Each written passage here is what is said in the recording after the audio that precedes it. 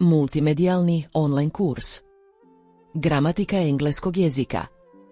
Multimedijalna gramatika engleskog jezika je prvenstveno namijenjena učenicima osnovnih i srednjih škola, osobama koje uče engleski jezik na kursevima, a može da vam posluži i kao odličan podsjetnik. Gramatika engleskog jezika je podeljena na 28 oblasti, koje obuhvataju vremena kao i primjenu modalnih glagola, pasiva, kondicionala, imenica, prideva, članova itd. Pri tome svaka oblast obuhvata između 10 i 20 pojedinačnih lekcija sa nizom pratećih tekstova koji osim originalnog sadržaja na engleskom obuhvataju i prevod na srpski jezik. Pored lekcija na raspolaganju su vam i dve vrste testova.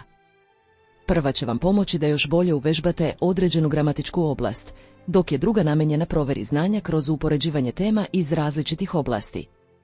Ovaj kurs možete besplatno isprobati, neograničeno koristiti i automatski sertifikovati. Multimedijalnu gramatiku engleskog jezika po promotivnoj ceni od 3.480 dinara ili 29 evra možete naručiti preko našeg sajta www.enima.rs.